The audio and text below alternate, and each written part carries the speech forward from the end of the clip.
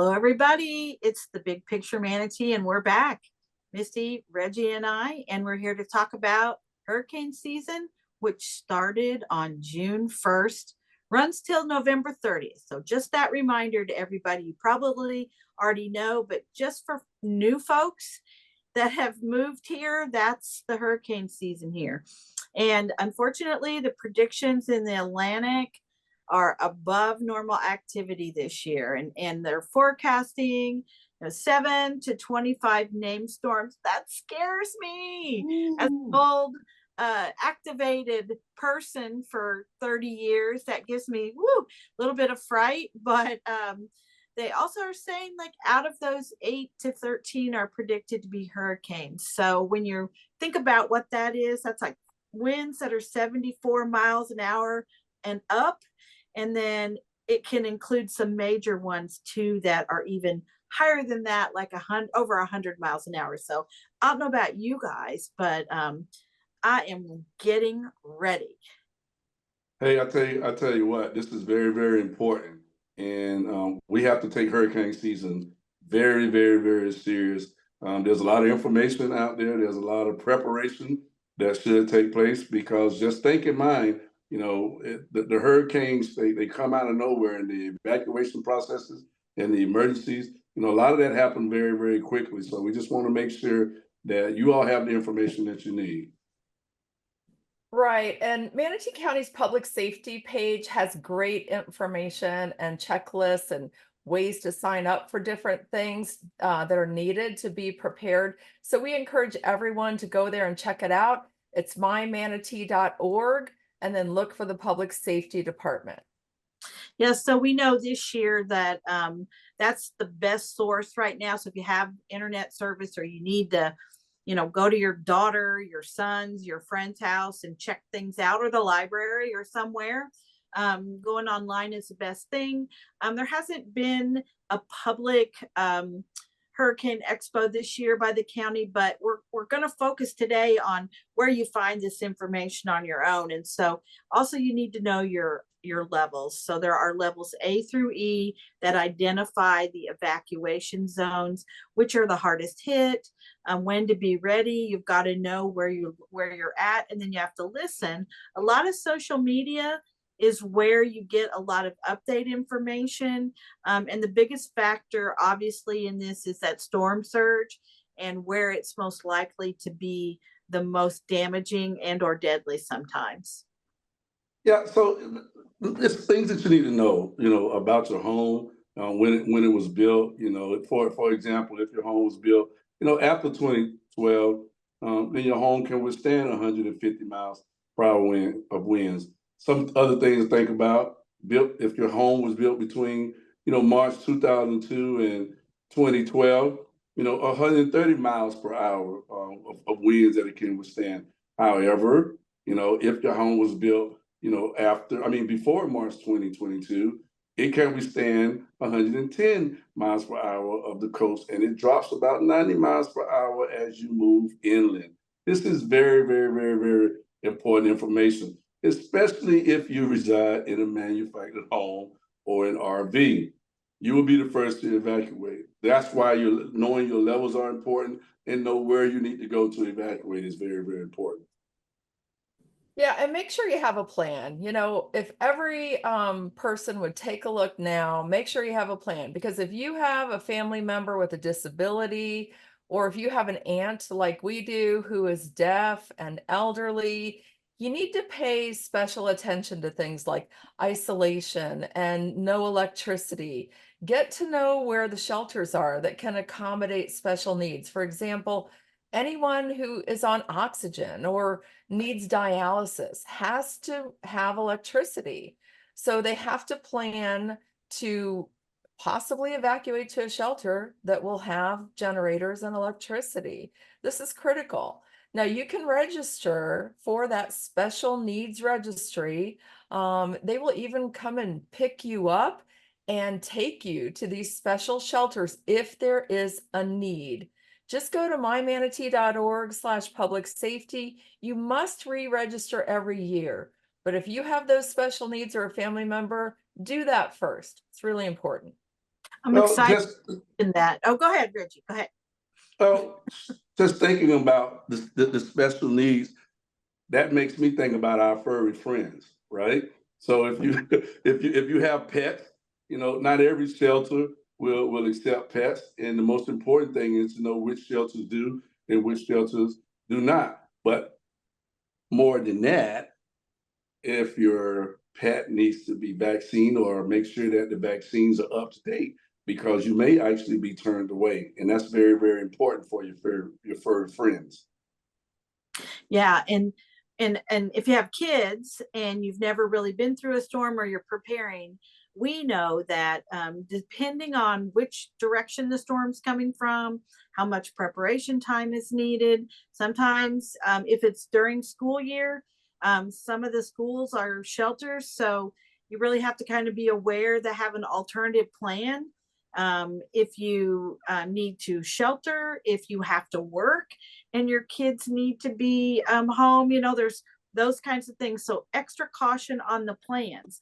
I want to mention too about both what Reggie and Missy just said with pets and with special needs people.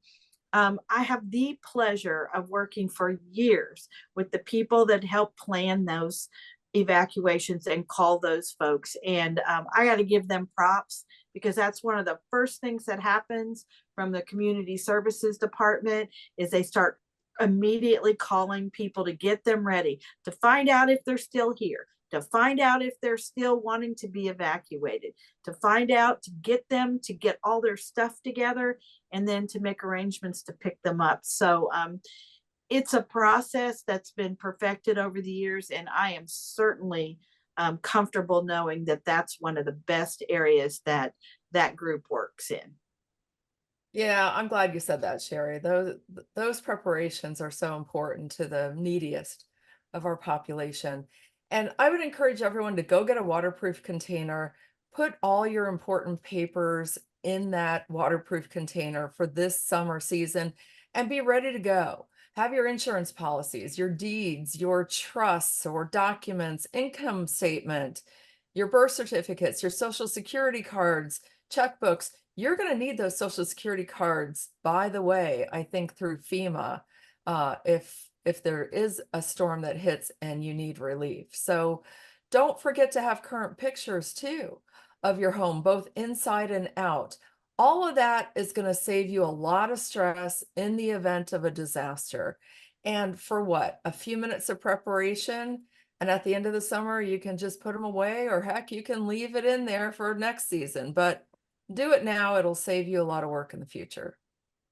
Well, the other thing is, the actual, planning of it, making sure that you have an emergency kit, every year. I always take in February, March, start thinking about, the flashlights and things like that you need, that you may run into. I mean, items you may run into. Manatee County has a great list to give you that guidance as far as basic supplies that's needed. One of the most important things is to have that water and to make sure that you're prepared, because lights may go out and you may need that drinking water for sanitation purposes and things like that.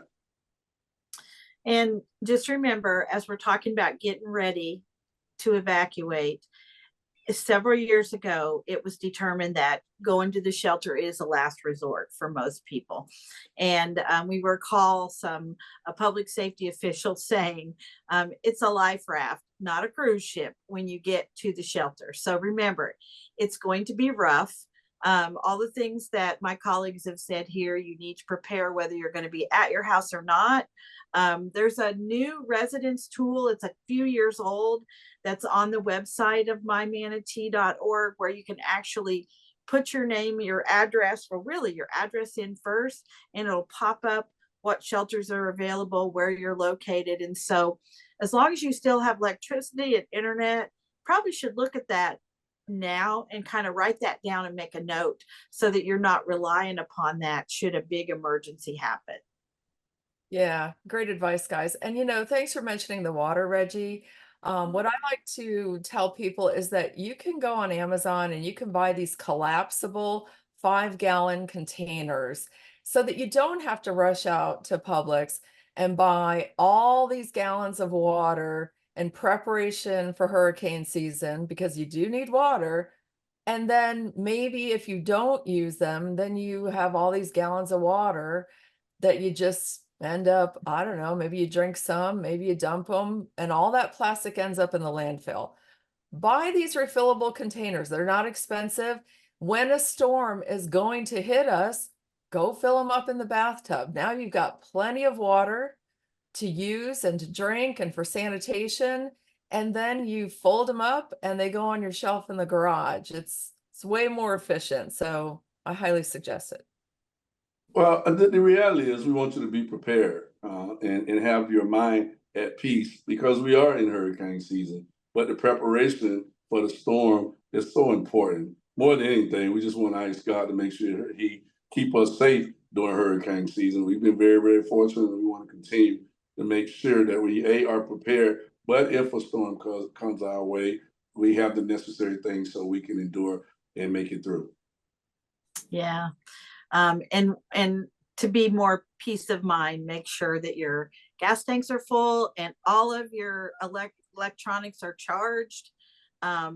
That's probably the scariest thing of all is if you lose those chargings. I can tell you guys that during Hurricane Irma out here where I live, we were without electricity for 21 days. And we had a lot of damage from trees and down in our yard. And we spent most of our time trying to drag all that to the front of our property. We were hot, we were sweaty, no air conditioning and no communication except for, little battery operated radio. And it's tough. And we know a lot of people end up that way. So make sure everything's charged.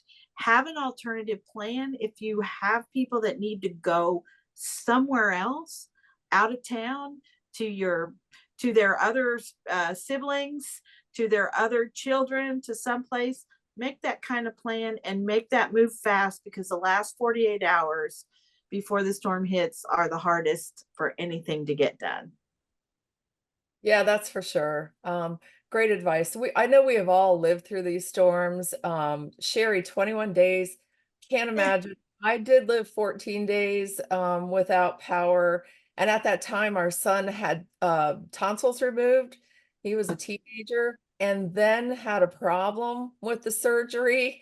And we had to go back to the hospital and come back home with no electricity, very hot, and a child who was bleeding in its throat. So yeah, I mean, life goes on no matter what happens in these hurricanes. So be prepared, reduce your stress, and you will be thankful you did because chances are we're going to have some kind of a storm. Hopefully it's not a major one. And I know that I'm really happy we're doing this because I know that some of the neighborhoods that I used to work in have not had those preparations, with the county coming in and meeting with them yet. I mean, I think the county, maybe they're going to be doing that. I'm not sure what their plan is, but it's so important for everyone to understand the need to prepare now. Yeah, very much so. So, our message to everyone is use the information that's at your fingertips, but plan ahead. Be mindful, obviously, your local television stations for the broadcasts that are provided by your reliable service that you listen to for your news always provides things, as well as the Weather Channel if you have that. And again, tuning in on a radio or having your radio handy. So we would like to thank you for tuning in. And this obviously is our Big Picture Manatee, where we inform, educate, and provide our citizens with information. And we really pray for your safety and your knowledge during this season. And thanks for watching us. Make sure you follow us on Facebook and please like and share our videos. Hey, as you know, you can find us on YouTube at The Big Picture Manatee. Please like, follow, share us there. We're also now on most audio platforms, so you can listen to us in the car, especially if you don't want to watch these videos. So we're trying to make it easy for everyone. Please tell your neighbors, get the good information out.